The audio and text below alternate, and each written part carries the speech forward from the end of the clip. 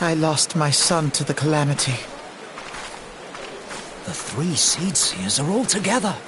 Some say you couldn't take a step without stumbling over a body.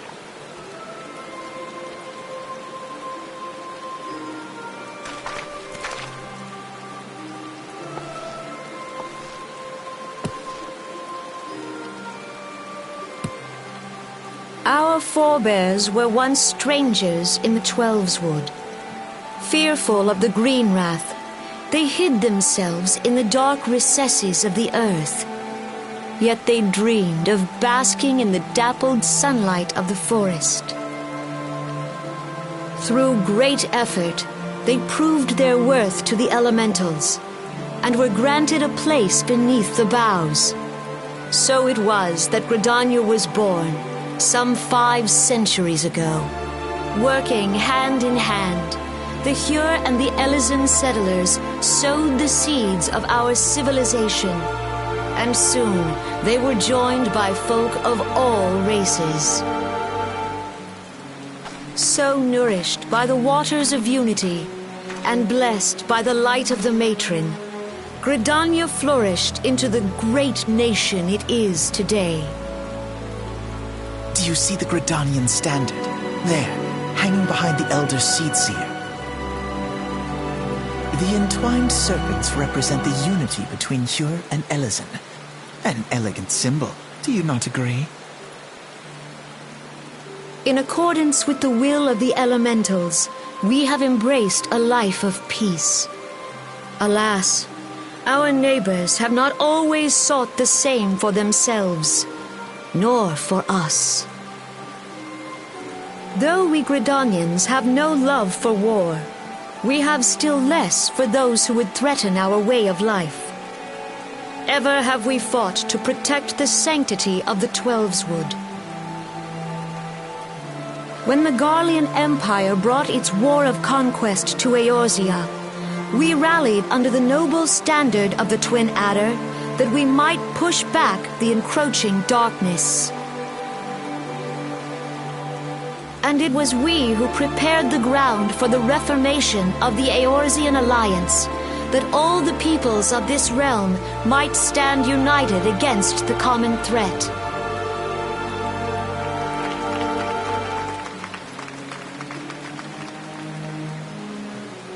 "5 years ago, the Alliance met the armies of the Empire upon the fields of Cartano. It would prove the bloodiest battle in recent memory. Countless Gridanian lives were lost.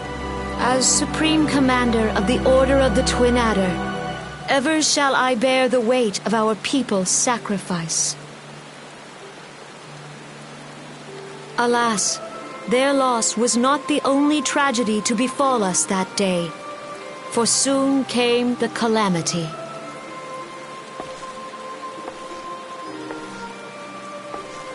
The scars borne by our forest are a constant reminder of its violence.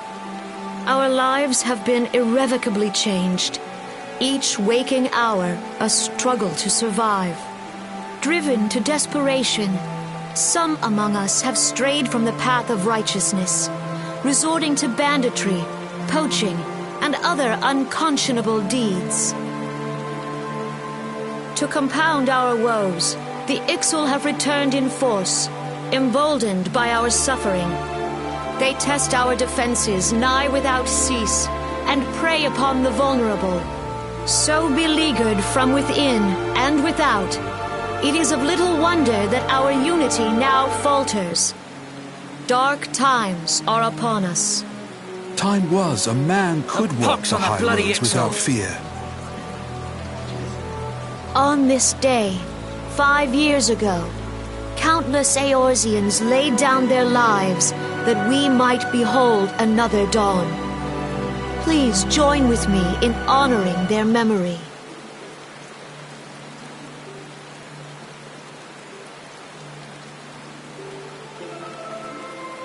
And how do you propose to honor the memory of those you cannot remember, pray tell?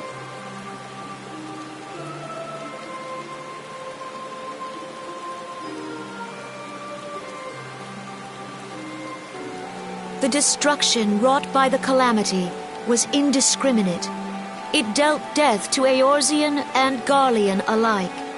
Yet while we have labored to rebuild our homes, to rebuild our lives, the Empire has set about raising steel fortresses here in the Twelveswood. Let none be mistaken. The Garleans remain the greatest threat to our survival.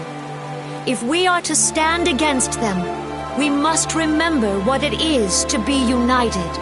Our many troubles blind us to the woes of our fellow man. Thence is harmony lost.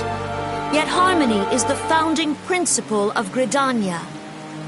We are gathered here to honor the fallen. Let them be honored not only in word and thought, but through concerted action.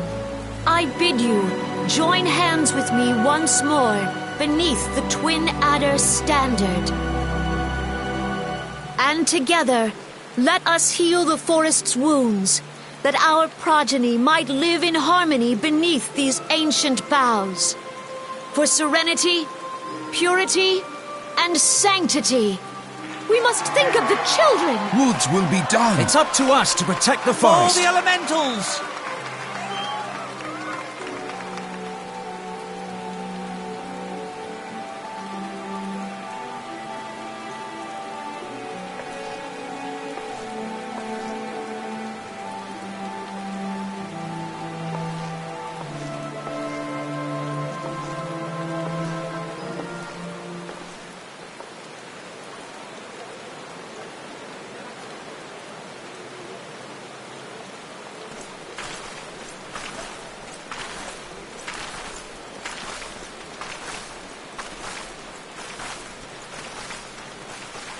If you'll permit me, Alfie no. And my sister, Alize, at your service. I saw at a glance that you were a fellow traveler. You might call us students of history, sampling the realm's remembrances in pursuit of enlightenment.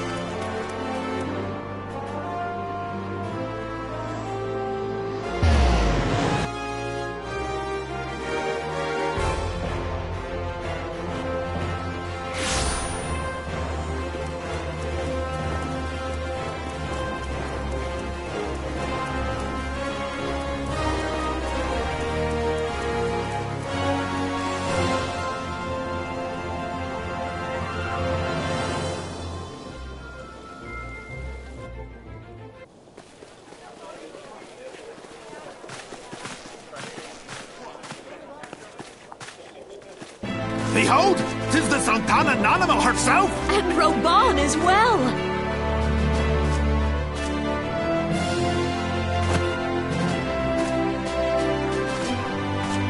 Hark you, souls of flame, drawn to the bosom of the desert, where the fire burns brightest and shall rage forevermore! Hurrah! Reborn! Where since antiquity, under the sage and judicious rule of the Ul dynasty, we have wrought sand into gold. Where by the grace and glory of Nalthal have our brave sons and daughters flourished and prospered. I speak of Ul'dah! There, at the Flame General's back flies the Grand Company's standard. Note the sigil. The golden scales of order balance the jewel of prosperity with the flame of might. Great and many are the gifts our nation has given the realm. In Eorzea's darkest hour, on the killing fields of Cartano, none spent more in blood and gold than we. Thus was the 7th Imperial Legion laid low. So that's how it happened. How soon history forgets. Yet many left our gates, never to return. Let us pray for our absent brothers and sisters, that they might know happiness in the great beyond, as Thal's honored guests. If the fates were fair, the price we paid that day would have bought us victory. Alas, they are not.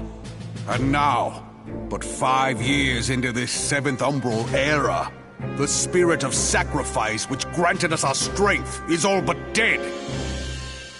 Look around you. What do you see? A people divided, downtrodden and enthralled. Where are the merciful alms of the rich? Where is the just steel of the righteous? I ask you, is this the great nation our brothers and sisters gave their lives to save? You who call this living, dishonor the name of the immortal flames. It is but a slow death. Our enemies surround us.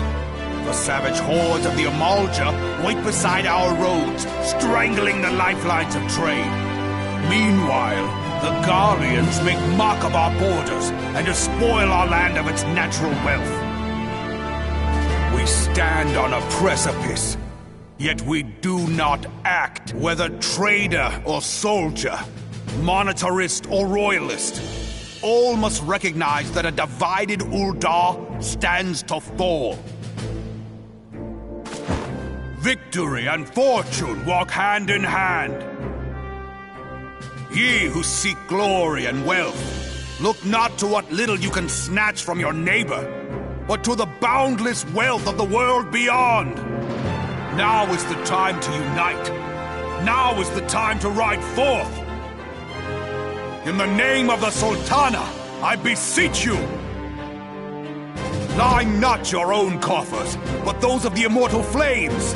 Seek not to prosper from Ul'dah, but to restore her to prosperity. As the realm prospers, so shall Ul'dah. As Ul'dah prospers, so shall her people. Ya for Ul'dah! Together we are one.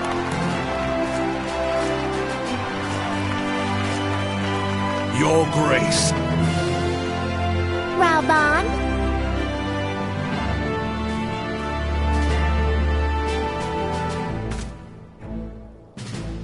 People of Ul'dah, I, Nanamo, 17th in the line of Ul, address you.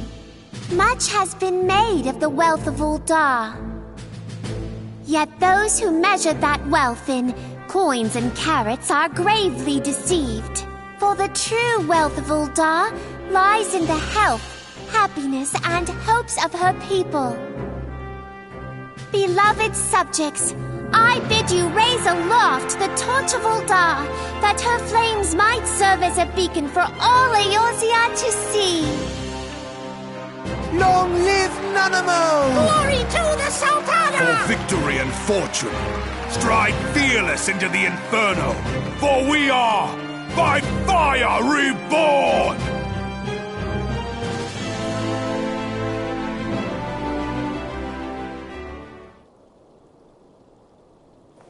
Forsooth? The time is now! I Fancy meeting you again.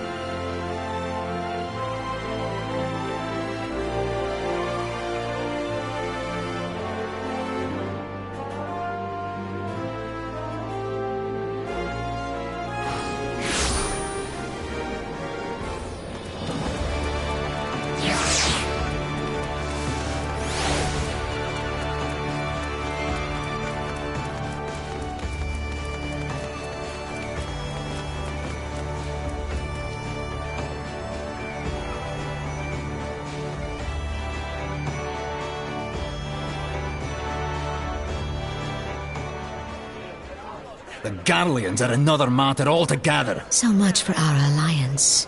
It's sunk beyond the seabed.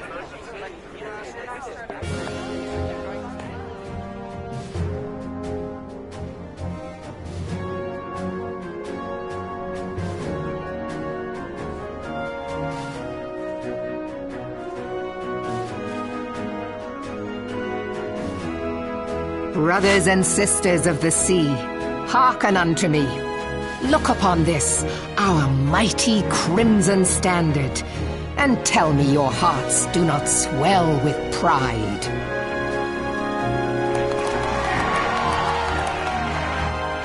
"700 summers have come and gone since our forefathers first ran aground in this fertile bay. In that time, guided by the Mother of Oceans, Limsa Lominsa has grown from humble fishing village to uncontested ruler of the 5 seas and beyond.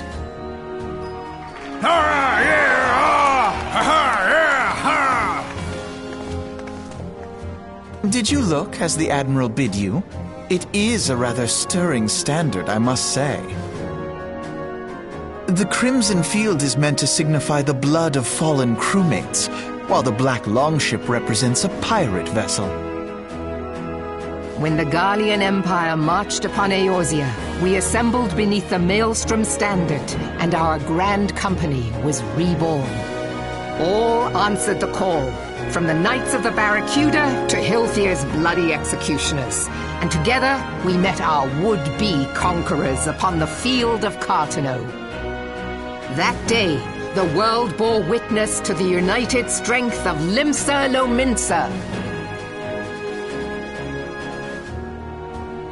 I swear to you no army ever fought harder or with more courage, yet many of ours did not survive. Join me now in remembering those who fought in the name of freedom and fell. May their souls be returned to the sea.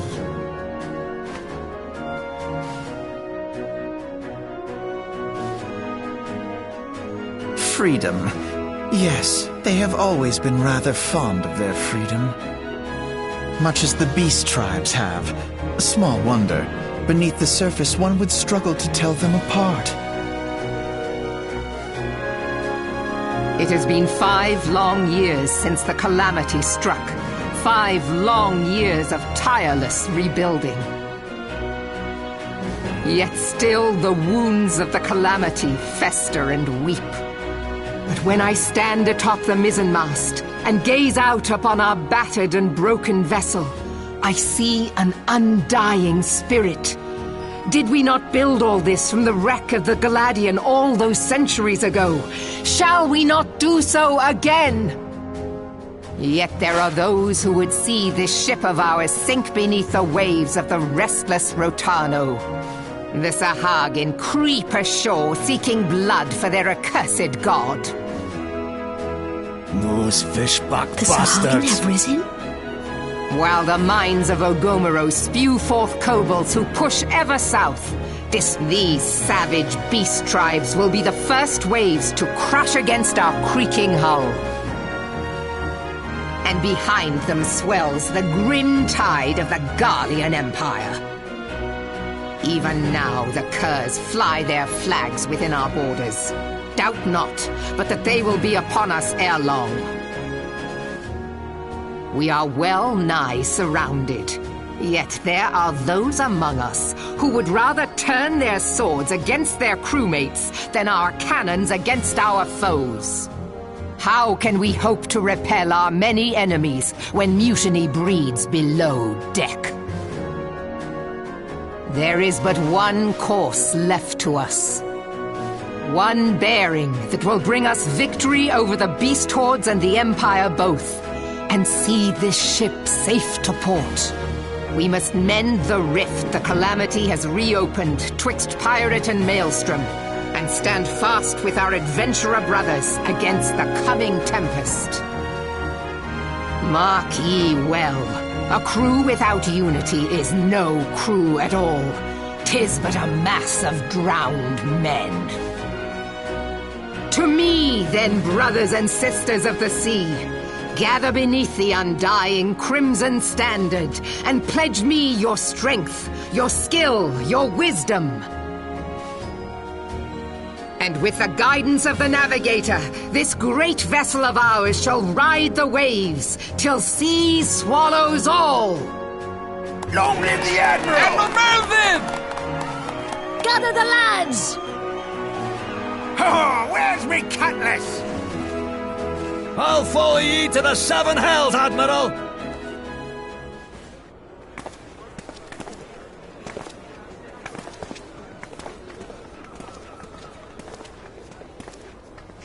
Fancy meeting you again.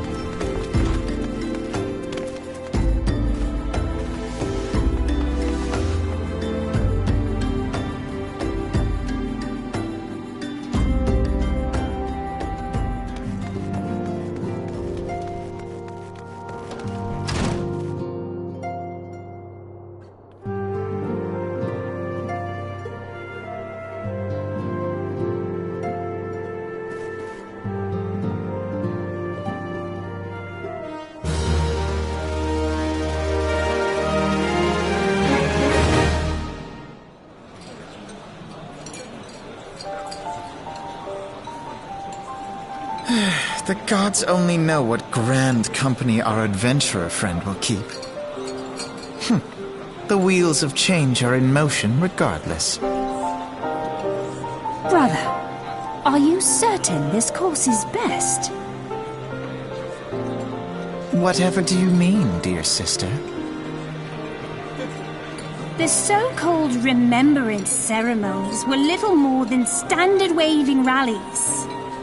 As though the Calamity and Seventh Umbral Era warranted scarcely a mention. Well, of course they were standard waving rallies. Since you are so observant, mayhap you noticed what mention was made of the Warriors of Light? None. I suppose they must have forgotten the heroes who spared Eorzea a fate worse than the Calamity? No, dear Alize, they haven't forgotten these details. They have elected to omit them. Deep are the wounds the Calamity inflicted upon Eorzea. So deep, in fact, that the realm still bleeds. Needless to say, the beast tribes and their primals do little to alleviate the pain. So, the task of salving Eorzea's wounds falls to the scions of the Seventh Dawn, with a little help from our friends, the Grand Companies. Remembrance will yield no remedy. If our world is to heal, we must put the horrors of the Calamity behind us. Our grandfather would never entrust the fate of the realm to despots who rewrite history to their convenience.